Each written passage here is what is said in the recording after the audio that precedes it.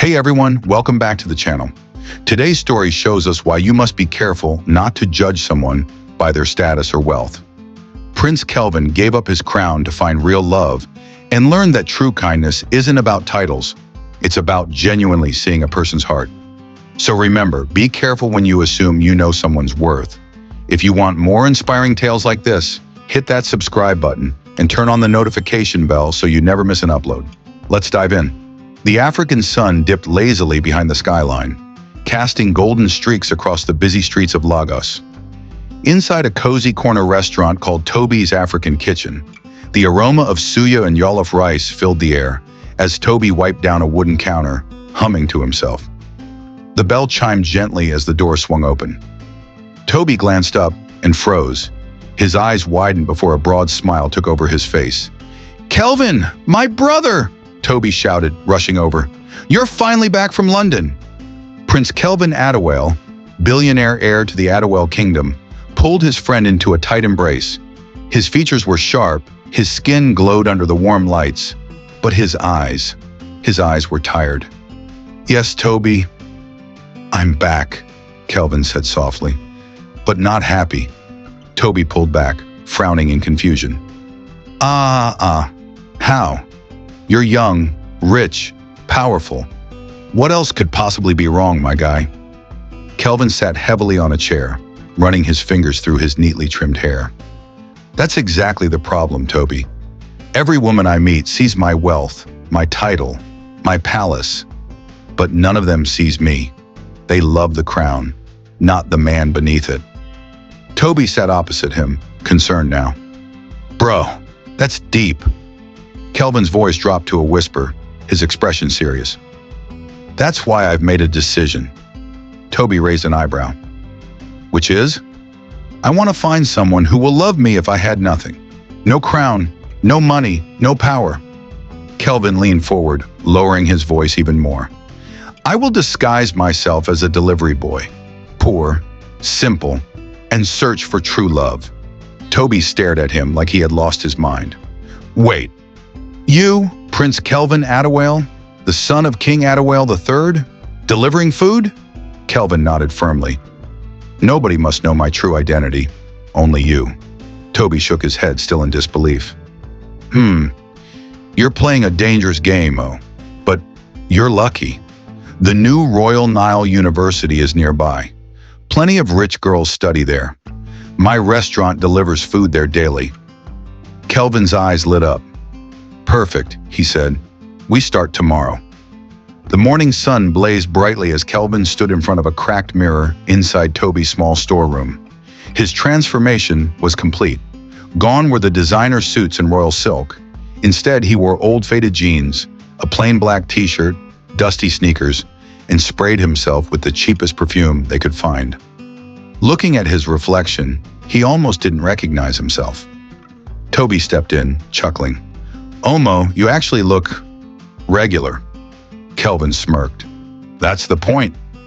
Soon he mounted Toby's old delivery bike, balancing the food boxes carefully, and rode off toward Royal Nile University. As he arrived at the female hostel, a tall, glamorous girl stood waiting outside. Her hair extensions shimmered in the sun, diamond earrings glittered, and her heavily made-up face screamed luxury.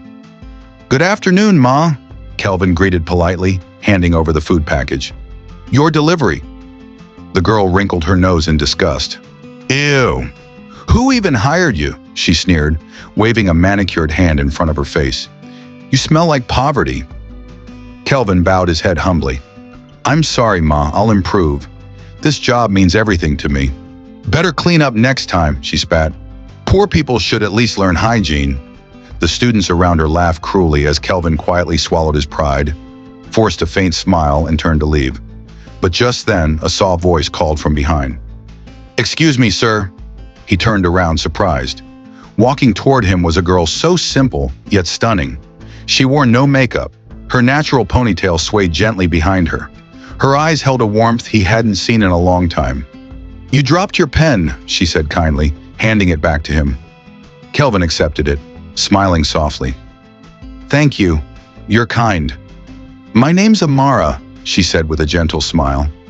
"I'm Daniel," Kelvin replied using his fake name. Thank you for always bringing our food. People rarely say it, but I appreciate your hard work, she said sincerely. For the first time since returning home, Kelvin's heart fluttered. Standing before him was possibly the woman he had been praying for all along. The next afternoon, under the shade of an old mango tree on campus, Amara waited at one of the wooden tables. Kelvin, still disguised as Daniel, approached, balancing a small tray of snacks and drinks. I hope you like puff puff and meat pie, he said with a smile. Amara grinned. It's perfect, and you even brought Zobo. You're spoiling me. Kelvin sat down, studying her face as the sunlight danced on her skin. You deserve it. They began eating, the sweet and spicy flavors mixing with the soft afternoon breeze. Students walked by, whispering and sneering at the sight of Amara dining with a delivery boy. Some shook their heads in disbelief. Others pointed and giggled. Amara glanced at them briefly and then returned her attention to Kelvin. Let them talk, she said firmly. Their opinions don't define me. Kelvin's admiration for her only grew. You're different. Amara sipped her Zobo and leaned back. My parents sell secondhand clothes at the market. Life hasn't always been easy, but they've done everything to put me through school. I owe them everything. Kelvin's chest tightened with emotion. You speak with wisdom far beyond your years. She smiled warmly. And you? I can tell there's more to you than just this delivery job. You carry yourself like someone who's seen more. Kelvin quickly shifted the topic, not ready to reveal his truth. Maybe, but for now I'm just trying to survive. They both laughed lightly, creating a world of their own beneath that mango tree. For Kelvin, every moment with her felt real, something he hadn't experienced in years. Days later, trouble struck. Kelvin was running late with the next delivery. As he hurried toward the female hostel, Vanessa, the same girl who mocked him earlier, stood waiting, arms crossed, her anger boiling. You again? She hissed. Late, dirty, and still useless. Kelvin tried to apologize, but before he could speak, Vanessa grabbed a bottle of water and emptied it over his head. Maybe that will wash your stench, she screamed. The students erupted with laughter, some pulling out their phones to record the scene. Kelvin stood frozen, water dripping from his hair, his face burning with humiliation. Suddenly, a voice cut through the crowd. Enough! Amara stormed forward, her eyes blazing with fury. Vanessa, how dare you? She shouted. If you ever insult my friend again, you'll answer to me. Vanessa flipped her hair dramatically. Oh? So you're dating the delivery boy now? What a downgrade, Amara. Have some dignity. Amara stood tall, her voice steady. I'd rather be with a kind man who has nothing than with someone rich who has an evil heart. The crowd gasped. Whispers rippled through the students. Vanessa, embarrassed and defeated, turned and stormed off. Kelvin's heart swelled with gratitude as he looked at Amara. Thank you for defending me. You didn't deserve that, Amara replied softly. Nobody does. But Vanessa wasn't done. Later that evening, inside her mother's lavish home, she paced furiously. This Amara girl needs to be taught a lesson, she spat. Mrs. Durojaya, her elegant but cold mother, sipped her wine calmly. What's your plan, Vanessa? Vanessa's eyes gleamed with wickedness. We'll frame her, make her look like a violent threat. I'll call the police. She'll be arrested publicly. Mrs. Durojaya smirked. Good. A scandal will ruin her reputation. And just like that, their plot was set into motion. The next afternoon, as Amara stepped out of her lecture hall, two police officers approached. Amara Okoye, one asked. Yes, she answered, confused. You're under arrest for issuing death threats. You have the right to remain silent. Gasps filled the air as students gathered, watching in shock as Amara was handcuffed and led away. Vanessa stood in the distance, smirking with satisfaction. Kelvin arrived moments too late, his heart pounding in his chest as he saw Amara being shoved into the police van. No, he whispered, clenching his fists.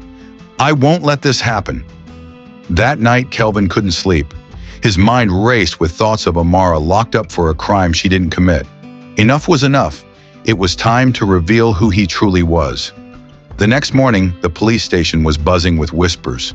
Journalists and curious onlookers gathered outside as a black royal convoy pulled up. Doors swung open, and out stepped Prince Kelvin Adewale, flanked by royal guards. The officers snapped to attention. "Release her immediately," Kelvin commanded. The chief officer, wide-eyed, stammered, Your Highness? She's innocent," Kelvin cut in sharply, "and I have ordered her full release." Within minutes, Amara was brought out. Her face was pale, eyes puffy from crying. She stopped in shock as she saw the prince standing there. But then her eyes widened even more. "Daniel?" she whispered. Kelvin smiled softly. "My real name is Kelvin." Her lips trembled. You're the prince?" "Yes," Kelvin nodded, his voice warm. "I disguised myself because I was searching for something real. Someone real, and I found you." Before she could process everything, Vanessa and her mother arrived at the station, furious and panicking. Mrs. Durajai tried to sound composed. "Your Highness, this is all a misunderstanding. My daughter." Kelvin raised his hand. "Enough. I know everything you both did. The lies, the false charges, the cruelty. You tried to destroy an innocent woman out of jealousy." The chief officer stepped forward, presenting new evidence. "Your Highness, we have received an anonymous tip. Recordings, documents, and witnesses all confirm the plot." Vanessa's face drained of color. "No, this isn't fair. Kelvin's voice was cold now. "You will face the consequences of your actions." Guards led both Vanessa and her mother away as reporters shouted questions and cameras flashed. Days later, at the palace, Amara received a gold-embossed invitation, hand-delivered by a royal messenger. Her phone buzzed. It was Kelvin. "Why is the prince inviting me?" she asked nervously. "Because you're special," he said softly, "and I'd like you to accompany me to the royal ball. But I don't even have anything to wear. Leave that to me." The next morning, a personal stylist arrived at Amara's modest home with a royal blue gown, sparkling jewelry, and crystal shoes. Amara could hardly believe her eyes. The night of the ball arrived. The grand palace shimmered under hundreds of lights, filled with nobles, dignitaries, and guests dressed in their finest. As Amara stepped inside, the entire hall seemed to stop and stare. She looked breathtaking. From across the room, Vanessa, dressed provocatively, spotted her, fuming. Suddenly, the trumpets blared. All eyes turned to the grand staircase as Prince Kelvin descended, dressed regally in a white and gold agbada. Amara's breath caught in her throat. Gasps filled the hall as he approached her directly. Then, in front of everyone, Prince Kelvin knelt before her. "Amara, you loved me when you believed I had nothing," he said, his voice steady but emotional. "You saw my soul before my crown. Will you be my queen?" Tears welled in Amara's eyes. "Yes," she whispered, then louder. "Yes, I will." The entire hall erupted in cheers. Vanessa stormed out in humiliation, her plans in ruins. But danger still lurked. In a final act of desperation, Mrs. Durajai had secretly hired a notorious hitman, Bullet, to eliminate Amara before the wedding. However, when Bullet discovered who his target was, his heart changed. He remembered the kindness of Amara's late father, who once paid for his mother's life-saving surgery. Bullet made a secret call to the palace. "Your Highness," Bullet whispered, "your fiancée is in danger. I owe her family my life. I won't harm her." Kelvin acted swiftly. Police stormed the hideout, arrested Vanessa and her mother once again, this time for attempted murder. Justice was finally served. 1 month later, the royal wedding took place. In a magnificent ceremony, Prince Kelvin and Queen Amara exchanged vows beneath the sparkling chandeliers of the palace hall. The people of the kingdom cheered with joy. Kelvin addressed the crowd, his voice full of pride. "I searched for love, not for wealth, but for a pure heart. And today I marry the woman who loved my soul, not my crown." The kingdom rejoiced. As the festivities continued, Kelvin secretly called Bullet aside and handed him a sealed envelope. "Thank you," Kelvin said quietly. "Your debt is repaid and your future secured."